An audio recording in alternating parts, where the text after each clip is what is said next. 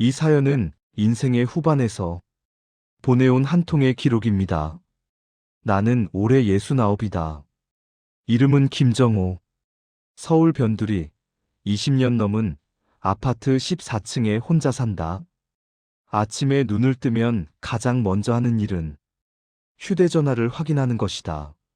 알림이 없는 걸 확인하고 나서야 하루가 시작된다. 아내는 7년 전에 먼저 갔다. 그 뒤로 집은 조용해졌다. TV를 켜두지 않으면 사람이 사는 곳 같지가 않다. 그날도 평소와 다르지 않았다. 11월 초였다.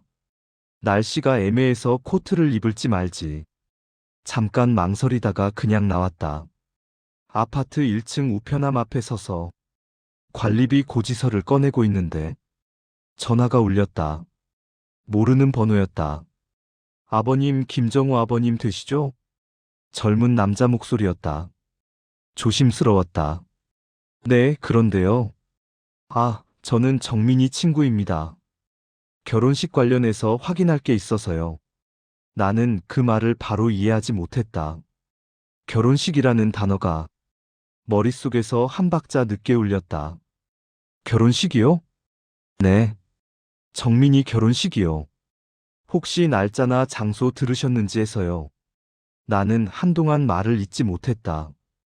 우편함 앞에서 그대로 서 있었다. 손에 쥔 고지서가 바람에 흔들렸다. 아니요. 아무 얘기도 못 들었습니다. 상대는 잠시 침묵했다. 그 짧은 정적이 그날 하루를 다 설명해 주는 것 같았다. 아, 그렇군요. 죄송합니다. 제가 괜한 전화를 끊고도 나는 한참을 그 자리에 서 있었다. 그날 나는 아들이 결혼한다는 사실을 아들이 아닌 남의 입으로 처음 들었다. 정민이는 외아들이었다. 아내와 나 사이에서 낳은 하나뿐인 자식이었다. 아내는 아이를 낳고 몸이 많이 상했다. 산후조리도 제대로 못했다. 그 뒤로 잔병치레가 잦았다. 그래서 아이는 내 손에서 자란 시간이 더 길다. 아침마다 어린이집에 데려다 주고 비 오는 날엔 우산을 씌워 업고 갔다. 운동회 때는 항상 내가 사진을 찍었다. 그땐 그게 대단한 일이라고 생각하지 않았다. 아버지가 해야 할 일을 했을 뿐이다. 나는 성실하게 살았다. 큰 돈을 벌지는 못했지만 술을 진탕 마시지도 않았고 밖으로 도는 사람도 아니었다. 퇴근하면 집으로 바로 왔다. 주말에는 아이 손을 잡고 근처 공원을 돌았다. 그렇게 살면 부모 노릇은 충분한 줄 알았다. 아들이 중학교에 들어가면서 조금씩 말수가 줄었다. 그 나이 애들 다 그렇다고 생각했다. 고등학교 때는 방문을 닫는 시간이 많아졌다. 문을 두드리면 지금 공부 중이에요라는 말만 돌아왔다. 나는 더 묻지 않았다. 괜히 잔소리하는 아버지가 되고 싶지 않았다. 그게 첫 번째 착각이었다는 걸 그땐 몰랐다. 정민이가 대학에 들어간 날 아내는 울었다. 나는 괜히 술을 한 잔 더 마셨다. 그날 밤 아들이 말했다. 아버지, 저 자취할게요. 나는 반대하지 않았다. 남자는 독립해야 한다고 생각했다. 아내는 말이 없었다. 그저 고개만 끄덕였다. 그게 아들이 집을 떠난 첫날이었다. 아내가 세상을 떠난 건 그로부터 몇 년 뒤였다. 병원 복도에서 의사는 조용히 말했다. 준비하셔야겠습니다. 정민이는 그날도 끝까지 오지 못했다. 회사 일이 바쁘다며 전화만 걸어왔다. 아버지, 제가 주말에 내려갈게요. 아내는 그 주말을 끝내 기다리지 못했다. 장례식장에 아들은 왔다. 검은 양복을 입고 말수가 적었다. 사람들 앞에서는 아버지 역할을 하느라 바빴다. 정작 나는 아들에게 위로받을 틈이 없었다. 장례가 끝난 뒤 아들은 다시 올라갔다. 아버지, 몸 챙기세요. 그 말이 그때는 서운하지 않았다. 그 뒤로 우리는 명절에만 얼굴을 봤다. 전화는 대부분 내가 먼저 걸었다. 아들은 늘 짧게 받았다. 응, 아버지. 네, 괜찮아요. 다음에 내려갈게요. 나는 더 묻지 않았다. 괜히 귀찮게 하는 아버지가 되고 싶지 않았다. 그렇게 시간이 흘렀다. 아들이 30을 넘기고 40을 향해 가는 동안 나는 아들의 생활을 아무것도 몰랐다. 어디서 사는지, 누굴 만나는지, 어떤 생각을 하는지 알 필요 없다고 스스로를 설득했다. 그날 저녁 나는 혼자 밥을 먹었다. 국을 데워놓고도 숟가락이 잘 움직이지 않았다. TV에서는 결혼식 장면이 나왔다. 부모가 식장 입구에서 하객을 맞고 있었다. 나는 리모컨을 껐다. 그리고 아들 번호를 눌렀다. 신호음이 몇 번 울리다가 전화가 끊겼다.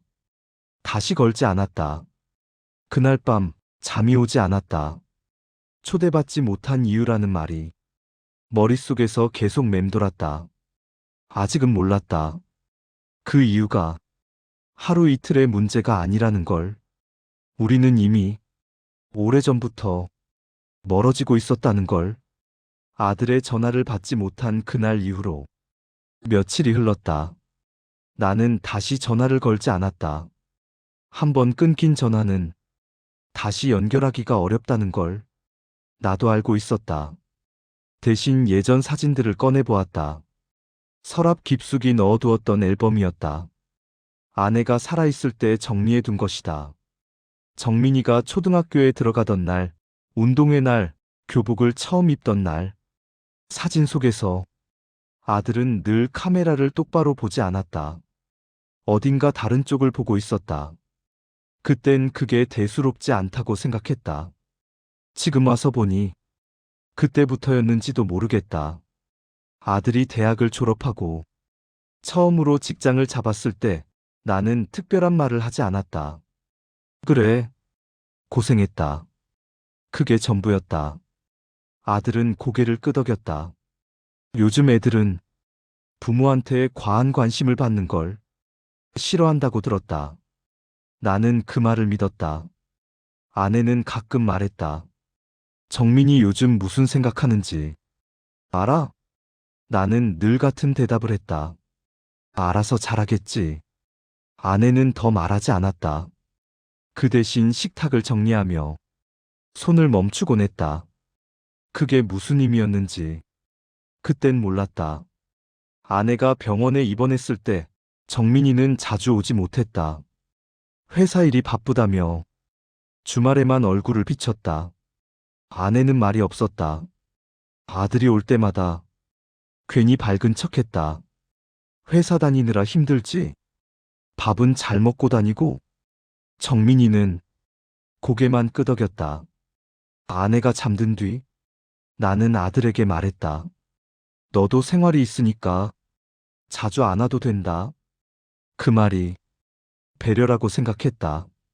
아들은 그날 아무 말도 하지 않았다. 장례식이 끝난 뒤 집에 돌아와서 나는 한동안 아무것도 하지 않았다. 아침에 눈을 뜨면 아내가 부엌에 있을 것 같았다. 그럴 때마다 헛기침을 했다. 정민이는 장례가 끝난 다음 주에 다시 올라갔다. 아버지, 필요한 거 있으면 말하세요. 나는 고개를 저었다. 괜찮다. 그 말이 나를 지켜주는 말이라고 생각했다. 그 후 몇 년 동안 아들과의 관계는 딱 그 정도였다. 안부를 묻고 날씨 이야기를 하고 몸 조심하라는 말을 남기고 아들의 목소리는 점점 더 짧아졌다. 통화 시간도 점점 줄어들었다. 나는 이유를 묻지 않았다. 묻는 순간 내가 더 외로워질 것 같았다. 대신 아들이 잘 지내고 있다고 혼자서 결론을 내렸다. 어느 해 여름이었다. 정민이가 오랜만에 내려왔다. 저녁을 먹고 맥주를 한 캔씩 마시는데 아들이 말했다. 아버지, 저 만나는 사람 있어요. 나는 고개를 끄덕였다. 그래, 좋은 사람이면 됐다. 그 말로 끝이었다. 아들의 표정이 잠깐 멈췄다. 그게 한번 만나 보실래요? 나는 잠시 생각하다가 말했다. 나중에 서로 바쁘잖아. 그날 아들은 더 말하지 않았다. 나는 그게 자연스러운 흐름이라고 생각했다. 그의 추석에도 아들은 혼자 내려왔다. 밥을 먹고 나서 아들이 말했다. 아버지, 저 결혼 생각도 하고 있어요. 나는 TV를 보며 대답했다. 그래, 내 인생이니까. 아들은 리모컨을 내려놓았다. 아버지는 아무 생각 없어요? 나는 그제야 아들을 봤다.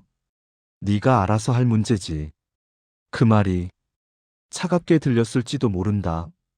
하지만 나는 괜한 간섭을 하지 않으려는 아버지라고 생각했다.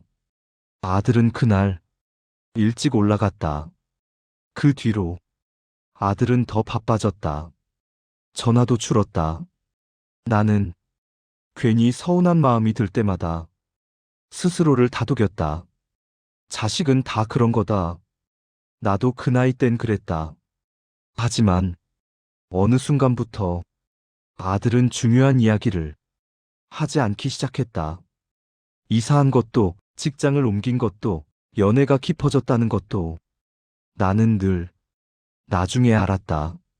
아니면 아예 모른 채 지나갔다. 며칠 뒤 정민이에게서 메시지가 왔다. 아버지, 요즘 몸은 괜찮으세요? 나는 한참을 그 문장을 바라보다가 짧게 답했다. 괜찮다. 그 뒤로 아무 말도 덧붙이지 않았다. 사실은 묻고 싶은 말이 있었다. 왜 말하지 않았냐고. 왜 나를 빼놨냐고. 하지만 그 말들을 쓰지 않았다. 그 말들을 보내는 순간 되돌릴 수 없는 선을 넘게 될 것 같았다. 그날 밤 나는 처음으로 생각했다. 혹시 아들이 나를 필요 없는 사람으로 여기고 있는 건 아닐까? 아니면 내가 그렇게 만들어 온 건 아닐까? 말하지 않아도 알아줄 거라고 믿었던 시간들, 묻지 않음으로써 존중한다고 생각했던 순간들, 그 모든 게 아들에겐 다른 의미였을지도 모른다. 아들의 결혼식 날짜는 아직도 직접 듣지 못했다. 나는 초대받지 못한 이유를 아직 모른다. 다만 확실한 건 하나다. 우리는 어느 순간부터 서로에게 조심스러운 사람이 되어 있었다. 부모와 자식이 아니라 괜히 말 꺼내기 어려운 사람처럼. 그게 언제부터였는지는 아직 잘 모르겠다. 아들이 결혼을 결심한 시점을 나는 정확히 알지 못한다. 그저 나중에 생각해보니 그 무렵부터 아들의 말투가 달라져 있었다. 전보다 더 공손했고 전보다 더 멀었다. 그건 예의를 차린다는 느낌보다는 선을 긋는 것에 가까웠다. 어느 날 오후였다. 아들이 오랜만에 전화를 걸어왔다. 아버지, 이번 주말에 시간 되세요? 나는 잠시 생각하다가 별일 없다고 말했다. 그럼 잠깐 내려가도 될까요? 그 말이 왜인지 모르게 조심스럽게 들렸다. 토요일 오후 아들은 작은 가방 하나만 들고 집에 들어왔다. 살이 조금 빠져 보였다. 얼굴도 전보다 까맣게 그을려 있었다. 밥은 먹었냐고 물으니 아들은 고개를 끄덕였다. 나는 괜히 냉장고 문을 열었다 닫았다. 할 말이 있는데 어디서부터 꺼내야 할지 알 수 없었다. 우리는 마주 앉아 차를 마셨다. TV도 켜지 않았다. 아들이 먼저 입을 열었다. 아버지, 저 결혼하려고요. 그 말은 이미 여러 번 들은 이야기였지만 그날은 다르게 들렸다. 그래, 나는 그렇게 말했다. 그 뒤에 무슨 말을 더 해야 할지 몰랐다. 아들은 내 얼굴을 잠깐 바라보다가 다시 말했다. 상대는 예전에 말씀드렸던 사람이에요. 나는 고개를 끄덕였다. 그래, 잘 됐다. 그 말도 진심이었다. 아들은 숨을 한번 고르고 말을 이었다. 부모님은 이미 뵙고 왔어요. 그 말에 나는 잠시 멈췄다. 그래? 네. 어머니랑은 못 배웠지만 그 순간 나는 괜히 차잔을 만지작거렸다. 그래도 순서라는 게 있지 않나? 그 말이 자연스럽게 나왔다. 아들의 얼굴이 굳었다. 아버지, 무슨 순서요? 나는 대답을 바로 하지 못했다. 생각을 정리하려는 사이 아들이 다시 말했다. 어머니 돌아가신 지 벌써 몇 년이잖아요. 그 말에 내 마음이 조금 불편해졌다. 그래도 부모한테 먼저 말하는 게 맞지 않나 싶어서 그 말은 책임을 묻는 말이 아니었다. 그저 서운함에 가까운 말이었다. 하지만 아들은 그렇게 듣지 않은 것 같았다. 아들은 한동안 말이 없었다. 그리고 조용히 말했다. 아버지는 항상 그렇게 말씀하셨어요. 뭐가? 제가 뭘 하든 네가 알아서 해라고. 나는 그게 왜 문제가 되는지 이해하지 못했다. 그게 나쁜 말이냐? 아들은 고개를 저었다. 아니요. 그냥 아무 관심도 없다는 말 같았어요. 그 말이 내 가슴을 찔렀다. 그렇게 생각했다면 왜 진작 말 안 했냐? 내 목소리가 조금 높아졌다. 아들은 나를 보지 않았다. 말해도 바뀌는 게 없을 것 같았어요. 그 말에 나는 아무 말도 할 수 없었다. 잠시 침묵이 흘렀다. 나는 괜히 다른 이야기를 꺼냈다. 결혼식은 언제쯤이냐? 아들은 잠시 망설이다가 말했다. 겨울 끝자락이요. 장소는 아직 확정은 안 됐어요. 그 대답이 이상하게 들렸다. 하지만 그때는 더 묻지 않았다. 아들이 돌아가기 전 현관에서 신발을 신으며 말했다. 아버지, 결혼식은 소규모로 하려고요. 나는 고개를 끄덕였다. 그래, 요즘 다 그렇게 하더라. 아들은 그 말에 아무 반응도 보이지 않았다. 그날 나는 초대 이야기를 듣지 못했다. 며칠 뒤 아내의 제삿날이 다가왔다. 나는 아들에게 전화를 걸었다. 이번 주에 시간 되냐? 아들은 잠시 뜸을 들이다가 말했다. 그날은 좀 어려울 것 같아요. 무슨 일 있냐? 그냥요. 그 말이 이상하게 서운했다. 나는 괜히 쓸데없는 말을 했다. 이제 결혼하면 더 바빠지겠네. 아들은 짧게 대답했다. 네. 그날 밤 나는 혼자 제사를 지냈다.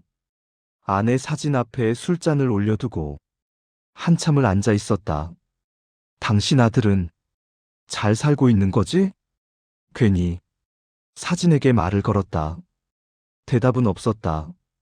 며칠 후 정민이에게서 메시지가 왔다. 아버지, 결혼식은 양가 부모님만 모시고 조용히 하기로 했어요. 나는 그 문장을 여러 번 읽었다. 부모님만. 그 말에 나는 나 자신을 포함시켰다.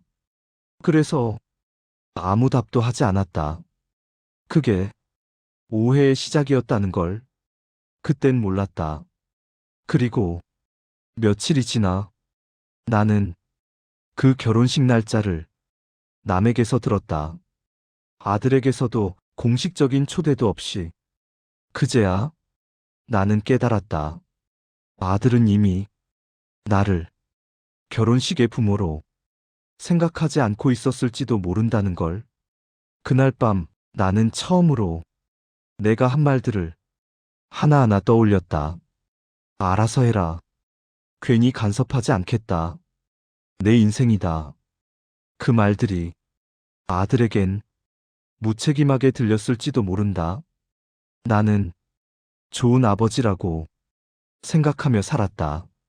하지만 아들에겐 늘 한 발 물러서 있던 사람이었을지도 모른다. 아직도 초대받지 못한 이유는 분명하지 않다. 다만 그날의 대화 이후로 아들의 마음이 결정적으로 다쳤다는 건 느껴진다. 그리고 그 문을 두드리지 않은 건 나였다. 결혼식 날이 다가오고 있다는 걸 나는 이미 알고 있었다. 정확한 날짜도 장소도. 다만 그건 아들에게서 들은 게 아니었다. 동네 정형외과에서 무릎 치료를 받다가 우연히 들었다. 정민이 아버지 맞으시죠? 그날 식장 오시겠네요. 그 말에 나는 대답하지 못했다. 간호사는 내가 놀란 표정을 짓고 있다는 걸 눈치채지 못했다. 요즘 애들은 결혼도 참 조용히 하더라고요. 나는 웃지도 고개를 끄덕이지도 않았다. 집에 돌아오는 길 나는 그 식장 이름을 여러 번 되뇌었다. 버스를 2번 갈아타야 하는 곳이었다. 한 번도 가본 적 없는 호텔 예식장이었다. 나는 초대장을 받지 못했지만 그곳에 갈 수는 있었다. 부모라면 그 정도는 해도 되는 줄 알았다. 결혼식 전날 밤 잠이 오지 않았다. 양복을 꺼내 입어보았다. 아내 장례식 때 입었던 검은 양복이었다. 거울 속에 나는 많이 늙어 있었다. 넥타이를 매다가 손이 잠시 멈췄다. 가서 무슨 얼굴로 서 있을까? 그 질문이 계속 머릿속을 맴돌았다. 결혼식 날 아침 나는 평소보다 일찍 집을 나섰다. 날씨는 생각보다 맑았다. 겨울 끝자락의 햇빛이 차갑게 비쳤다. 지하철 안에서 하객처럼 보이는 사람들이 여럿 보였다. 꽃다발을 든 사람, 정장을 입은 젊은 부부. 그들 사이에서 나는 어디에도 속하지 않은 사람 같았다.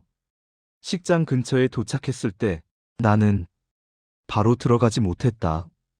건너편 카페에 앉아 유리창 너머로 사람들이 들어가는 걸 한참 지켜봤다. 아들의 이름이 적힌 현수막이 보였다. 그제야 실감이 났다. 정민이는 정말 결혼을 하고 있었다. 나는 끝내 식장 안으로 들어가지 않았다. 이유는 겁이 나서였다. 혹시 아들이 나를 보고 놀라지는 않을지, 혹시 불편해하지는 않을지. 나는 아들의 인생에서 방해가 되고 싶지 않았다. 그건 변명이었을지도 모른다. 결혼식이 끝날 즈음 나는 그 자리를 떠났다. 집으로 돌아오는 길에 전화가 울렸다. 정민이었다. 아버지, 어디세요? 그 목소리는 조용했다. 집이다. 잠시 침묵이 흘렀다. 오늘 안 오실 줄은 몰랐어요. 그 말에 나는 웃음이 나올 뻔했다. 초대받지 않았으니까. 그 말은 담담하게 나왔다. 아들은 한참 동안 말을 하지 않았다. 아버지, 그게 괜찮다. 나는 말을 끊었다. 이미 다 끝난 일이다. 그 말이 아들을 더 힘들게 했을지도 모른다. 잠시 후 아들이 말했다. 아버지, 제가 왜 말씀 안 드렸는지 아세요? 나는 대답하지 않았다. 아버지는 늘 한 발 뒤에 계셨어요. 그 말은 원망처럼 들리지 않았다. 오히려 체념에 가까웠다. 제가 뭘 해도 아버지는 그래라고만 하셨잖아요. 나는 그제야 아들의 말을 끝까지 들을 준비가 됐다. 결혼 이야기 꺼냈을 때도, 만나는 사람 이야기했을 때도 아버지는 단 한 번도 궁금해하지 않으셨어요. 그 말이 조용히 내 가슴에 내려앉았다. 그래서 이번엔 묻고 싶지 않았어요. 괜히 또 상처받을까봐. 나는 그제 알았다. 아들이 나를 미워해서가 아니었다. 나를 포기한 것도 아니었다.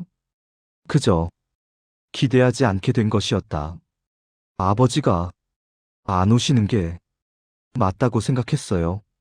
아들의 목소리가 조금 떨렸다. 그래야 저도 편할 것 같았거든요. 나는 그 말에 아무 대답도 하지 못했다. 통화를 마치고 나는 오래 앉아 있었다. 집은 여전히 조용했다. 식탁 위에는 아침에 먹다만 식빵이 그대로 있었다. 그날은 라디오도 켜지 않았다. 며칠 뒤 아들 부부에게서 사진 한 장이 왔다. 웃고 있는 두 사람. 그 뒤로 밝은 예식장. 나는 그 사진을 한참 바라보다가 휴대전화를 내려놓았다. 괜히 눈이 아프다는 생각이 들었다. 지금도 가끔 생각한다. 그때 한마디만 더 했더라면 어땠을까? 어떤 사람이냐? 힘들진 않냐? 아버지는 네가 궁금하다. 그 말들이 그렇게 어려운 말은 아니었을 텐데. 나는 나름대로 좋은 아버지라고 생각하며 살았다. 간섭하지 않았고, 억지로 붙잡지 않았고, 내 삶을 강요하지 않았다. 하지만 아들에겐 그게 거리로 느껴졌을지도 모른다. 지금도 아들과 연락은 한다. 명절에 안부를 묻고 사진을 주고받는다. 다만 예전처럼 부모와 자식이라는 느낌은 아니다. 서로를 존중하는 어른과 어른에 가깝다. 그게 우리가 선택한 최선일지도 모른다. 나는 아들 결혼식에 초대받지 못했다. 그 이유는 하나가 아니었다. 오랜 시간 동안 쌓여온 말하지 않음과 묻지 않음의 결과였다. 누구의 잘못이라고 말할 수는 없다. 다만 그 시간이 돌아오지 않는다는 것만 분명하다. 이 글을 쓰는 지금 나는 아들에게 전화를 걸까? 잠시 망설였다. 그리고 그만두었다. 대신 문자를 하나 남겼다. 밥은 잘 먹고 지내냐? 아들은 잠시 뒤 답했다. 네, 아버지. 짧은 답장이었다. 그래도 나는 그걸로 충분했다. 이 이야기가 당신의 마음 어딘가에 조금이라도 닿았다면 구독과 좋아요로 조용히 함께 해주세요.